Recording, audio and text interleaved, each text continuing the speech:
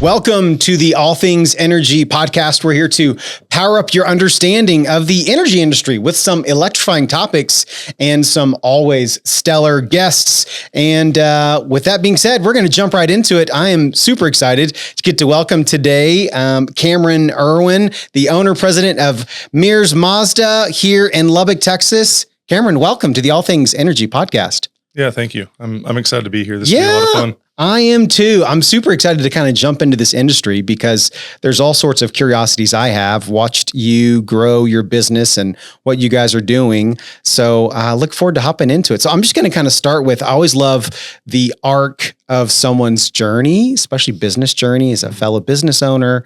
How did you get into the auto industry? Where did that intersect your life? Where did that start? You know, I've always been an entrepreneur. I've always had something at heart where I wanted to work and do things on my own. Yep. Ever since I was a kid, and that just kind of transcended as I've grown up. I originally started in the car business as a detail guy. Yeah, and I cleaned one of the dirtiest cars I've ever cleaned before. What was it? What was the car? Give us a picture of it. I loved it. Oh man, I don't want to say all the details on air, but it was an old Oldsmobile. I was at a little dealership in Oklahoma. I had gone to OU for a little bit of time. Boomer Sooner. And one of my fraternity brothers' dads owned the dealership. And so he said, "Hey, Cam," he called me Cam. "Hey, Cam, if you need a job, you can come here and clean some cars around your classes. That'd be great." So I did that for a couple months, and Mr. Peterson, he liked to build people up through the business. Yeah. And I could tell that. And I had this Oldsmobile come back and it was just disgusting. And I came up there and I said, "Mr. Peterson, I'm not lazy. You know, I'm not lazy, but I really don't want to do this anymore. Like I did it. The car's good. Yeah. I don't want to do this anymore. Can I try to sell cars? I mean, most of these other guys, like, it doesn't look that hard. I mean, it's it's a little store. I'm watching them. Yeah. And so I asked him and he said, "Sure, Cam, wear a collared shirt tomorrow and just see what you can do." And that's kind of the way it all started. So I'm going to pick into that. I spent about 6 years in Tulsa, Oklahoma, not too far from OU, where I did some college, met a pretty girl from Lubbock who promised me she was not moving back to Lubbock. And here we are 22 years later, been in Lubbock. It's great. I'm super glad we came to Lubbock. So when you were taking into that next step, right? Hey, can I sell some cars? Did you just kind of jump in cold turkey? I mean, you know, everyone's got a little bit of a training program they kind of give you, but in terms of just interacting with people, building rapport, having conversation, you're just like, I can do this. Yeah. So the old school mentality in the car business is sink or swim. And it was very much, that was their style. Yeah. You know, it's evolved a lot since then. There's a lot more training now and things we do. But no, there wasn't a lot of training. It was, go talk to somebody. We called an unsold prospect. Hey, go get an up. And if you have a problem, come get a manager or somebody and just don't let them leave. If you let them leave, you're in trouble. And so that was the rules. I said, okay, so just don't let them leave. And so I remember putting somebody on a bench up front, at a bench in front of this Chevy store. And I said, "You guys got to sit right here." And like, no, we got to go. And I was like, "No, like you have to sit right here." Like I didn't want to tell them why. I know. But I told them, like, I got to go tell them in my mind. I'm like, I can't let these people leave. I'm going to lose my job. I don't want to go back to cleaning cars again. And so I learned pretty quick. It's you just got to figure it out. It's about just talking to people, and it's work. I mean, the car business is one of those things where it rewards hard work. Yeah, it does. It does.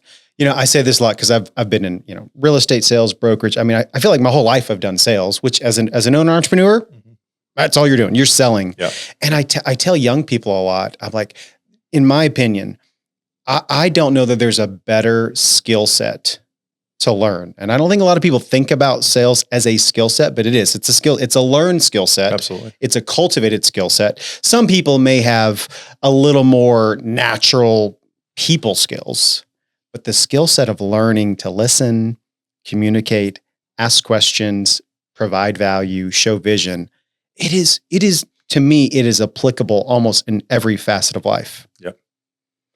And so I can't tell you how many times, you know, we're working with someone who used to be in, you know, the auto business, car business, sales business. And I'm like, this person has learned some stuff. Mm-hmm. So, so you're in Oklahoma selling some cars. Yep. And then kind of where did life kind of take you? How did Lubbock get on your radar? You know, I had a wild couple of years there.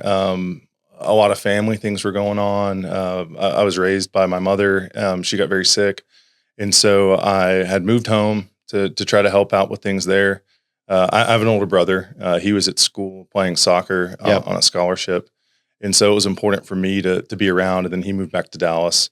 I came out here to Lubbock. I chased a girl. She left. I stayed. And then shortly after that, I moved back to Dallas. And that's really where my first, impactful stint outside of the immediate part of the business, the impactful stint in the car business was at a large luxury store in the Dallas area. I grew up in Dallas. Which one was that? Park Place Lexus. Okay, yeah. So, up on the toll road. Yeah. So no, before that, I was at the old store off of Preston and Georgia Bush Turnpike. But I'd helped my mom buy a car there, buy a Lexus there, and the new car director Matt told me, he said, "Hey, Cameron, like if you ever want a job, like you can work here." Yeah. And to me, I was like, really? Like, this is a really nice place. Yeah, that's right. And I was like, at the time I was very young. I want to say I was 19 years old. Wow.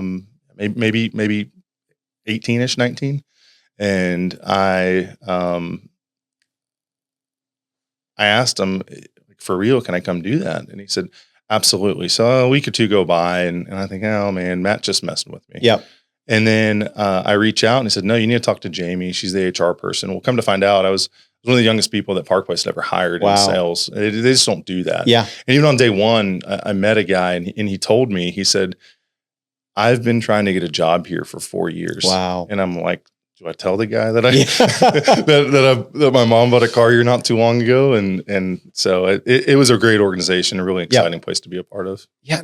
And you've said something a couple times that is so good. And that is you said Mr. Peterson was calling you up.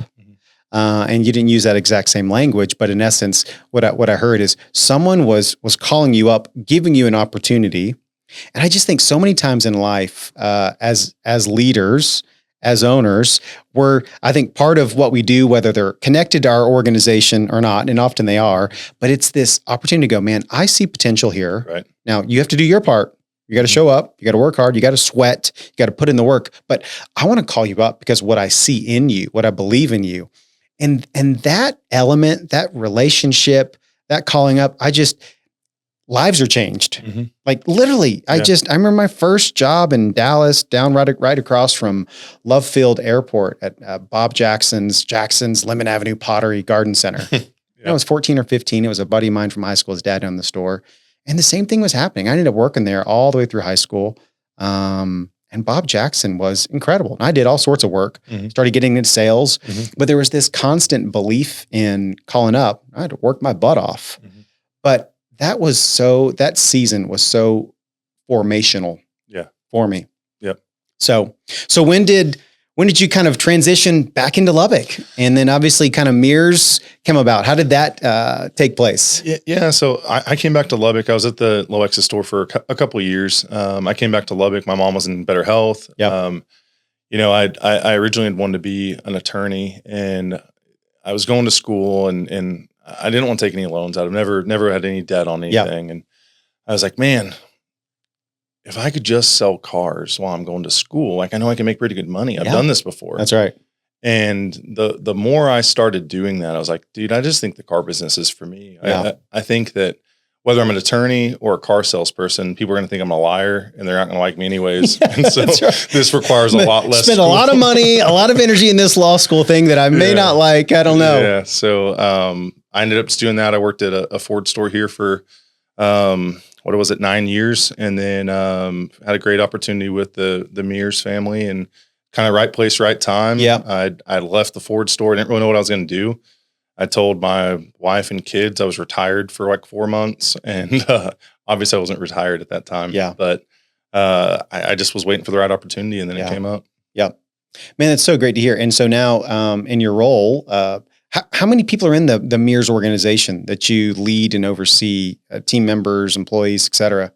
125 is kind of our standing average, up and down, but 125. That's a lot of people. It's a big store. A lot of people don't realize how big it is. And, we're consistently in the top 60 of all used car dealerships in the entire state of Texas, which is a pretty big feat. That is. Yep.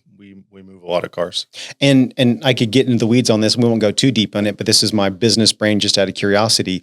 Is the movement, the sales cycle volume of used cars, is that driven exclusively by what's on the lot? Or is there a lot of, you see other cars, you got clients saying, hey, you find this car, we'll buy it. And it's not a lot of cars just happen to sit on the lot. Yeah. So we're very heavily focused on pre-owned. New is important to us, but we sell 3-to-1 on pre-owned. Yep. I still buy all of our cars. We talked before we started. I'm a control freak. Yep. I buy about 100 and something cars a week. Wow. And we just try to get what people like. Everything from the cheaper stuff to the high end of the exotics. I really like being able to tell people we carry a little bit of everything. Yep.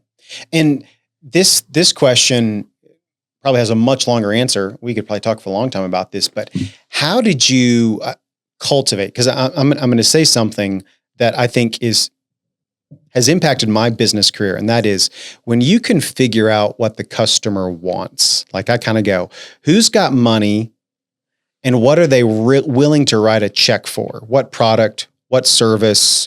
What type of thing? And I've lived in the real estate world and the finance world, energy world. So I'm like, okay, I know this type of investor wants this type of product with this type of cash flow. Mm-hmm. So if I go deliver it to him, I'm fairly confident I can create a transaction. How did you develop this knowledge? 100 cars a week. That's not a small thing. Yeah. Of like, I know what people are looking for. It's important to me to take care of our clients. And so I found that really just buying the deals, to be honest with you. We try to carry a certain type of car. Quality is really important. But I want people to be in a good position when they buy from us. I truly want them to get a good deal. And so that's kind of how I formulate it. I don't go to the auction with an idea saying, hey, I got to buy 2 Ferraris and 2 Lambos and a couple G-Wagons. And, oh, by the way, we got to get 40 cars under 30 grand. Yep. I go out there with, hey, what are the deals? What are the pockets? There might be deals that are days that I buy 20 cars, 10 cars. Yesterday I was in out west. I bought 83 cars. Wow. And it's like when the deals are there, I was taught a long time ago that, if the deal's there and it sounds good, then do it. And then you just lean on your staff to make the rest come to happen. I've heard a lot of the same things, especially on the real estate side of you make money as an owner, operator, investor, whatever you want to call yourself. You make money on when you buy the deal. Mm-hmm. Buying the deal carves out the capacity, the margins, the profit, whatever, to make it work. And understanding your customer too. Yep. So I kind of like to ask the question of, what are some of the drivers in the auto industry? What are some of the economic drivers? We're in, West Texas, Lubbock, the hub of a lot of activity. So certainly we've got a growing population. I'm certain you serve a lot more than just the population of Lubbock. You serve a pretty wide audience. Yeah. How big is that audience? What is that? Where does that expand out to typically? I wish we were in my office for this because I've got a screen that shows all of the internet traffic that we're getting, and it's real data. Yeah. And it lights up, literally all over the country. Wow. When people are looking at our VDPs or, that's when somebody's looking at a specific car on a specific website, whether it's ours or a third party, Auto Trader, what have you. And it's really cool information. That's fascinating. We've literally sold cars into a ton here locally, of course, all over the country. Really all over the world. We've exported cars.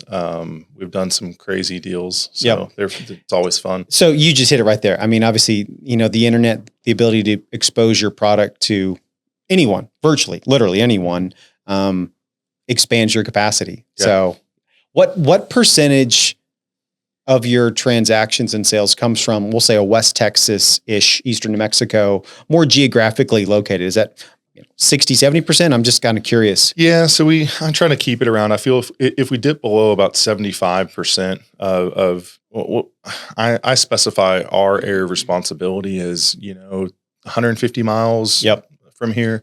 You're familiar in West Texas. People don't mind driving. No, and that's right. About 150 miles is I consider our backyard. And so about 75% of that. And then the other is all over the place. Yep. So I'm going to kind of shift a little bit into leadership and culture and customer service relationships. What are some of the what are some of the things that you really hone in on in terms of developing customer relationships? Because I don't have to say this. I know this. The customer relationship is critical. It's the lifeblood of what you do. So what are some of the themes in your training and in your culture building that you emphasize around that? Yeah. So I'm a big believer of, I was raised right. And I think of it as if it was my mom or my grandparents. Yeah. Yep. And how would we treat somebody if they were in our home? And I truly feel like that dealership is my home. Yeah. And I don't care. I want to get this thing up to 6, 7, 10 stores one day. Yep. But right now in that one store, that's home. And I want them to be treated a certain way. And by doing that, it really kind of perpetuates the business. If you just take care of people the same way. It's, I have the same type of soap in my bathrooms that I have at home, and it's expensive. Yeah. And I have the same drinks and snacks available for the service clients, and it's not cheap, but that's if you were in my house, what would I offer you? I'd offer you some sparkling water. I'd offer you a snack. I'd offer you whatever. I mean, I don't think there should be a difference. That's important to our culture. And people recognize it almost immediately. Absolutely. Right. I mean, in terms of the difference between walking into it and the interaction, the respect, the attention, certainly the detail of what you provide there, they recognize it. This is going back a long time. I think I was in college, and they did a case study, and it was on Sewell, Lexus, which was literally right next to my Lemon Avenue pottery place. And I was, just in college learning about stuff. And it was so fascinating to me hearing these ideas of you walk into a Sewell, dealership service. Mm-hmm. And I was blown away. I was like, they take care of you this way. I want to go there. Right. And that, you obviously were exposed to the same thing probably in the Park Place world and so forth. And now here it is. People want that experience. Yeah. I think people even now are more demanding than then. Yeah. Now it's a lot of decisions are made based off of what you can offer outside the product. Yes. Whether that's experience, service after the sale, whatever it is. And so it's really important to me. We try to craft those experiences to be, truly exceptional. Yep. There's lots of programs I have in place for my employees and things to put the cherry on top or do something to where people leave and they're like, wow, that was cool. That wasn't, I love when people come in and they feel like, man, I've never bought a car in a place like this. I've never had this kind of experience. And that's, if there's not a lot of things make me happy. I'm a perfectionist, but when you hear that, that's got to just make you feel like proud papa. Our guys are doing something right here. Yeah. I had something that sticks out to me. And one time had a lady, very nice. She bought a car from us, and she came by and she kind of pops her head in my office, and I've got a bigger office than some other people. And she said, hey, you seem kind of important. And I said, well, I wouldn't say that. I mean, how can I help you? I'm thinking she's going to complain or she's mad about something. Yeah. You're gearing yourself up. And she says, no, I just wanted to say thank you. I never thought I could buy a car in a place like this. And, come to find out, she bought something, nothing fancy, but it was, I asked her what that meant. What do you mean by that? She's just the way people treat me. I never thought I'd come in and buy something where there's a Ferrari on the showroom floor. There's a Lamborghini over here.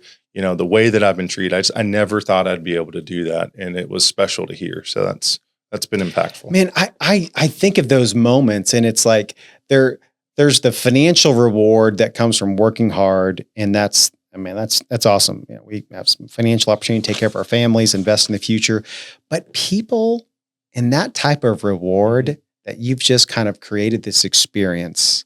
You can't put it into words. You can't put a price tag on that. Yeah. And it reinforces this is why we're doing it. Mm-hmm. It's what keeps me in the business, to be honest. Yep. I love the interaction I love to see the growth with our people. I love to see the way that we can make these things special for everybody else. It's what keeps me in it. Yeah, that's fantastic. Last question, then we're going to kind of shift into some kind of energy intersection of stuff. And that is, the economy has an impact on purchase decisions. Sure. So in today's world of, I'd say, certainly higher interest rates, than we saw in a few years ago, maybe would you call today's interest rates in the auto side normalized over a 10-year window? We had some insane rates. Do you feel like it's still a little bit inflated high, probably for the consumer? Yeah. It's funny you say that, because historically rates are good right now. I know. I mean, I know. You look over the grand scheme of things, they're good, but we have this pocket of conditioned clients who, especially the people who are buying now their first car, young professionals. I mean, they grew up hearing 0%, 1.9%. And then at the same time, we've got some clients that are in their 60s, 70s, and they're like, man, I remember when I bought my first car and it was, 18%. I know. And it's like, it was a brand new car. And it's like, well, I think at the end of the day, what matters the most and what I get across to my team is finding the right budget for our clients. That's right. And yes, we want to get them the best deal, but most importantly, just find out what budget works. That's right. And make that work for them, and kind of rule out the things we can't control, like the interest rates. I mean, we just can only do what we can do. No, I think that's it exactly. Is like, okay, what is your budget, right? We can sometimes get really confused, and numbers can be manipulated. Sure, lots of different ways, good, better, and different. So one of my biggest pet peeves too is I hate that. That's a stigma of the car business. It's like, oh man, what are you going to show me? What's this? And I hate that. Like, I'm so straightforward of, hey guys, I don't know what anybody else is telling you. I don't know what they say the trade's worth. I don't know what they're saying they're selling you the car for. Like, I don't know. But I do know that what I'm telling you is real. And like, if you eliminate any of these different parts of the deal, I'm still going to do the deal. Like, you want to leave? That's cool. I'll buy your trade for 20 grand. It's not some fake number of, well, if you trade today or if you do that. That's right. We just don't do that. And it's important to me to be super transparent. Well, and again, because you differentiate yourself with that kind of transparency, straightforwardness, again, people want to be in that. Because unfortunately, you've seen it time and time again, our industry and the energy industry and the solar industry had a lot of people take advantage of people, deceive some people. I hate it. You can't control others. What you can do, what I tell our team, and I love, is like, hey, it's even more opportunity for us to stand out because that's not the way that we're going to act and so forth. So, that being said, kind of dripping into energy, the EV, electric vehicle, lots of interesting conversation around that factor. So I could ask lots of different questions around it. I guess my kind of first question to you is, at your dealership, how often do you hear customers requesting that? I'm going to guess it's less because West Texas, it's not driven as much. We're not California. Gas prices aren't $6 a gallon. Yeah. We aren't in a heavy EV market in West Texas. And I think a lot of that is just infrastructure, to be honest. Yes. I think the days when we get to an EV that you can reliably get 500 miles and you can charge in 15 minutes, there's not going to be a reason for an ICE engine. It just won't make it. You won't need that. I'm actually a huge fan of EVs. I mean, I've got a cool sports car. The only one car I own is a cool sports car, and I love the way it sounds. I like all that stuff about it. The growl. I like all that. But when it comes to comfort and driving an EV, like, oh my gosh, those cars are they're great. They're super responsive. They're very quiet. I mean, I wish the adoption would grow quicker, but in our pocket of the world, I don't know how long it's going to take. Well, I'm a living, breathing example of it. I went to LA for a conference, 5 years ago, and I'm like, you know what? I'm gonna drive a Tesla. Yeah. And got a Model X. You'll laugh at me. Literally got in the Model X. It was, I think, my wife was with me, and I was like, how do I get this thing to turn on? I'm looking for the turn on switch. Yeah. There is none. You just drop the lever and you go. Right. And so that alone was just like a little bit, but then just that weekend of driving it was a completely different driving experience is the word that I used. So I called my buddy, Charlie Young, who owns a Model X here in Lubbock. And I'm like, all right, Charlie, give me the honest truth. Like, what is it really like to own one? And he goes, you want to be honest? I said, yes. He goes, best car I've ever driven. City car. Sure. He goes, now you get outside of the city, you got to go somewhere. It gets clunky. It gets hard. There's some challenges to get over it. And, I didn't know that I was going to be, starting an energy company, and it made sense for me as soon as I started it. I went and put panels on my own house, had a low cost, low interest rate, et cetera. So there was an economic advantage that I kind of had built in to where I don't pay for electricity in theory. Right. So I'm not paying for my gas. And so I've been in this kind of EV world personally, but I've also seen the challenges that you've just expressed in West Texas. I go to Ruidoso. We got a house out there. I'm not driving my EV. Right. It's annoying. I can't. I'm not going to get stuck somewhere. Sure. So it'll be interesting to see how long or how quickly some of those infrastructure pieces come along. Yeah. There's some promises from the government. We'll see if it takes place. I think a lot of it is just the development of the product. Yeah. Volvo, for instance, it's a great brand. We have an EX90 right now. It's all electric. It's got a fantastic range. It's an SUV. Yeah, it is beautiful. Nothing against Tesla. I'm not against Tesla. Being a franchise car dealer, I'm not against Tesla. Yep. I'd be a little worried about some of the other bigger guys getting into it. Yeah. Volvo's got some strong backing. They've been doing this for a while. They own some important things when it comes to sourcing and putting those cars together. And they're going to be super competitive. And you get in a Volvo compared to some of these other all electric cars, and the experience is totally different. Okay, so I've been literally kind of thinking about we'll have an ICE car for probably quite a bit longer until all of those other kind of infrastructure challenges are resolved. But my brain's kind of going into, I love especially driving around town. And I've enjoyed the Tesla experience, but I've been looking at that Volvo. Offline, we have some conversations about that because that is one of the cars that has stood out to me. Yeah. And I think what people have been missing is they still want to have a relationship with the dealer. And that's where Tesla missed it. Absolutely. Is it going to be that way forever? I don't know. But is it cool to not have to mess with somebody, buy your car online, walk in and just take it? Yeah, you can do that at my store too. Yeah. You can literally do that at my store. You can come in, we just got to, make sure you are who you say you are, do the things that dealers have to do, get your title work done, and you can be in and out in 30 minutes, 20 minutes with a brand new car. But when it comes to the service, and I've heard this from people, I've never owned a Tesla, but getting your Tesla fixed is like, it's a hassle. Man. Yeah. And to be able to bring somebody in, I might not have an EV because we don't have that much stock yet. So I don't have an EV loaner for you per se, but hey, I'll toss you the keys to a Volvo loaner. You come up front, get some of the good snacks. Like, let me say hello, let me shake your hand, and then let my guys take care of it. I mean, that's what we're there to do. I mean, that's the beauty of the car business is we're in the people business. And, that's right. And that's what the other brands aren't getting. But. Well, you hit it exactly. I mean, and when my first couple of years, I avoided certain services because I was taking it to Plano. I'm not going to do that. It's a complete annoyance unless it's a complete have to. But I know in past experiences, pre-EV world, I literally would think about the purchase based upon, are they going to give me a loaner when I got to get my oil changed or when I need to do something? That literally was a driver of my decision because of the experience of taking care of it. So you got me really thinking about this even more so. I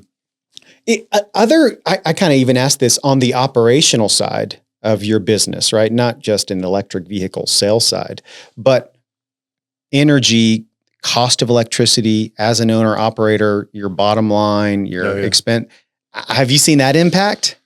Yeah. I mean, it's something to keep your finger on, of course. I mean, being the operator, I mean, there's one of my biggest things is cost control. How can we provide that experience? How can I take care of my employees? How can I do all these things and still make sure the bottom line is healthy at the end of the month? That's right. And so there's some pretty neat things being done on that side of it. I've shown some interest in putting some solar panels. There's some other stores who have done that.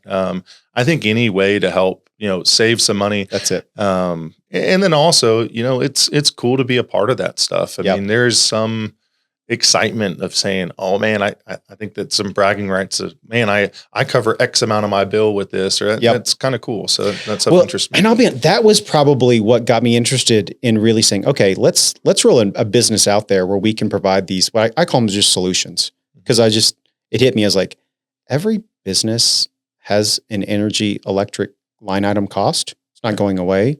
I think it's getting more expensive, just as things go up. So how do we as a business, how does Rise Energy provide new solutions, new assets that may fit in the marketplace? And, for a few years, solar really had some advantages. Cost interest rates have kind of dropped that down. I'll just say candidly, battery technology. Now, obviously in the EV, you got, certain battery packs and so forth.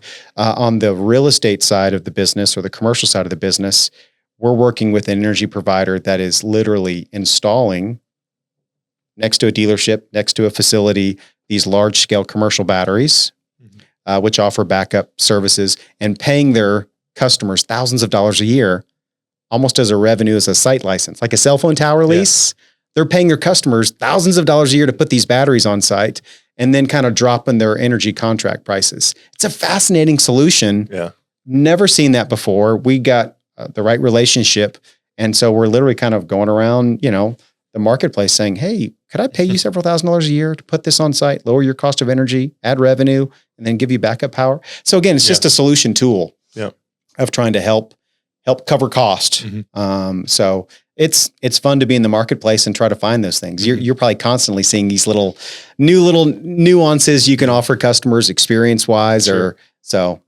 Well, let me ask you this. What excites you as you look at 2025? I've kind of said, going back to COVID 2020, it feels like every year has had some type of disruptive anomaly thing going on. We're past an election cycle. Some of the psychological excuses for why people may not make purchase decisions. It feels like we're past some of those. So what's your outlook? What are you saying to your team or yourself about 2025? My team will tell you probably differently. I think I'm pretty optimistic. Yeah. They're like, oh man, he always thinks the sky's falling. So, but being an entrepreneur, that's part of it. Yeah. I mean, it's like, I always look over my shoulder. It's always worst case scenario, but that's kind of what gets you to that spot. But I'm really excited about 2025, and we've been on a roller coaster ride the last couple of years. Oh man. Economically, I mean, just keep politics out of it, but just every supply chain disruptions. Semiconductor chips aren't available for cars. Sure. And I'm really excited to get back to what I feel like is just the business. Yeah. And hey, the guys who do things the right way and take care of the people the right way, they're going to do good. Yeah. And the people who are irresponsible are going to have a problem. Yeah. There's an old saying, when the tide goes out and you see everybody swimming naked. And I think that's what's going to happen. Yep. Yeah. And you said it exactly right. When you control what you can control, because there's so many things you can't control. What you can control, and you've already described it so well, is how well you take care of people, buy in the products at the right price point that is going to be what customers are looking for, and then building a culture. Those are the things that stand the test of time. Yeah. And that's where, maybe on another conversation, we're asking you, tell us about your journey of going from 1 to 10. Yeah. What's that been like? Because that's fascinating to me too, is just another level of, all right, you're operating where you are today, but for a lot of people, it's like, how do you move to that next level? And, easier said than done, but it's fun to talk through that. Yeah. Okay. A couple of rapid fire questions as we wrap this up. Today, your favorite car to drive right now? Oh man, that's tough. We get a lot of cool things around That's there. Right. I'd have to say my favorite car is probably going to be anything that's a Ferrari. They're fun. Yeah. It's classic. They're comfortable. You watched the Ferrari movie they came out with a couple years ago? Yeah, I did. Yeah. And it's any of those cars are fun. Yeah. And if you're driving an SUV, I will say the British cars you can tell they're handmade. Yep. Rolls-Royce Cullinan, Bentley Bentayga, the big SUVs. I mean, the Defender, is that British? What is that? Yeah, yes and no. Economically speaking, they're good. Yeah. Yeah, they're good. Kind of rough, rugged guy there. What's a trend in the auto industry that you're excited about, that you've seen happen, and that you a lot of business people have talked about the biggest transfer of wealth is about to happen. Yeah. It's on the brink. You've seen a bunch of consolidation. A lot of guys in my position are scared for that. Yeah. I see that as opportunity. I'm really excited that the chance to grow is coming up. There's going to be people selling. There's going to be people that are consolidating in these bigger publicly owned companies. But there's also going to be, hey, that's where I can break off 1, 2, 3. Yes. And so that's going to be pretty exciting. And there's a lot of people, especially, I hate to use the phrase, just good old people that are like, I don't want to sell a big corporation. Sure. There's some good ones out there, right? Don't get me wrong, some good ones, but I want to deal with someone that's, a little more like myself. Yeah. And I think that opportunity is absolutely there. That's exactly how I got into this spot. Yeah. So it was the same situation the Mears were in. They just didn't want to do that to just anybody. Yep. Yeah. That's great. All right. Next question. Which car feature do you find customers ask for the most, or quite often? Oh my gosh. Technology has become the driver of buying decisions. Yep. It used to be, what's the horsepower? What's the towing? What's the safety? Well, everybody knows now. Does it have cup holders? Yeah. Everybody knows now, man, all the cars are safe. Yes. I mean, all the cars perform pretty good. I mean, there's not a lot that are just dogs anymore. The main thing is when we're getting shopped or they're comparing one car to the next, it's how does this tech feature fit me the best? Yeah. And it's not just on like the younger crowd either. It's, some of our most tech savvy people you'll find are, the retirees, the 60, 70-year-olds. And it's like, man, this guy can do more than I can do. And it's just wild. Are there certain tech features that you find are standing out today? Because it feels like it's ever changing and there's so many of them. I'm curious what people ask for or reference. What people ask for the most is the ability to make the commute easier, whether that's integrated features, driving assistance.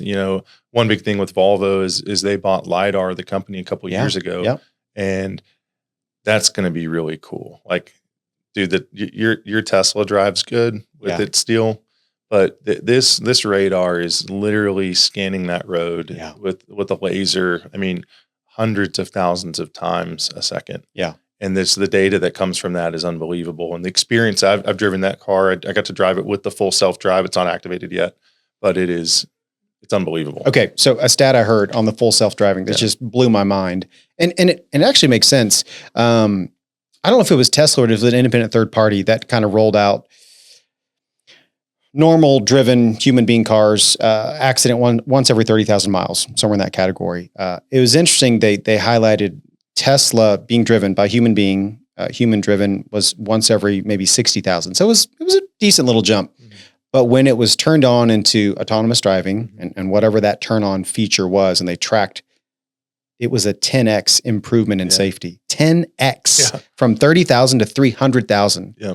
And that is just mind boggling. Now we're still in the early stages, right? There's still a lot to it. But when you think about the next 3, 5, 10 years, which is going to be here like that, and the amount of, I call it the data that's feeding all of these systems, the LiDAR systems, the laser systems, whatever it might be. And there's data that's just compounding by the second that's improving the experience. It's mind boggling the type of safety that these cars will already have. Yeah. It's truly incredible. I mean, the innovation that's happening right now is just, it's the thing that comes out of like sci-fi movies. I know. If you would have told me that you would have a car that would create an image of everything in front of it in split seconds, and be able to react, I would have told you no way. I mean, it even has the ability, and I'm just using Volvo because I understand it very well. It has the ability to understand, okay, we were in a training where a ball, it knows this is a ball because of the size, the computer knows. It rolls out in front of the car and it's 25 meters away. Well, that computer can also predict, okay, I'm going to look for a child or a person, or what are other things that happens when this happens. Yep. And then it can, get ready for pre-collision. It can, all those things. Your mind can't react that fast. It just can't process that fast. Yep. It'll be interesting too. And again, maybe another conversation down the road of like how the insurance industry, as the data starts feeding their systems, the safety, the loss of accidents, the loss of deductibles, blah, blah, blah, they start almost, I wouldn't say requiring it, but you might start seeing an emphasis around, hey, you want to save some serious money? Sure. Move to a product that has this type of feature. Yeah, you think surely it's going to. Yep. Especially with the insurance cost rising and what's going on with that. They're looking to mitigate their risk as much as possible. I don't see why they wouldn't incentivize somebody and say, hey, you drive that car. The statistics say you are not going to get in that type of accident. Yep. We'll save you the money. That's right. It'll be fun to kind of watch and see. All right. So last question I'd like to ask, and that is, a lot of people listening here, what would you tell your 20-year-old Cameron self back in Oklahoma? Oh man. So we have a 20-year-old right now. So it's, I'm thinking about Gavin right now. And you're saying some of those things now. Yeah. I would tell myself some important things. First and foremost is, if you want to do something, you have to do it. Yeah. And waiting around for somebody else to do something or waiting for something to happen is just not going to happen. Yeah. And I wish I would have learned that a little bit earlier, and I'd be further on if I just said, man, if it's gonna be, I have to do it myself, and that's really important. Yeah, and I've said this so many times, Cameron. That is so good. Is that the reward on the other side of just taking those steps? It's countless. The reward could be, wow, I'm realizing what I want to go for. Sometimes the reward is, well, it didn't quite work out, but I've learned a lot, and I met people, and I experienced things that's propelling me onto something else. Yeah. So that's so good. That's great. Well, thanks again for joining us, Cameron, on the All Things Energy podcast. Where can people find you? Where can they find Mears Mazda? Point people to how easy to get a hold of you guys. Yeah, so you can find Mears Mazda, mearsmotors.com is the easiest place to get us. You can find me on LinkedIn under Cameron Irwin, or come by the store. I love to meet people and talk to people, so that would be great. Awesome. Well, definitely do that. Well, again, thank you for joining us on another episode of the All Things Energy podcast. As always, come check us out, Rise Energy, at our website, www.getriseenergy.com, our Instagram, social media, @GetRiseEnergy. And until the next time, make it a good one.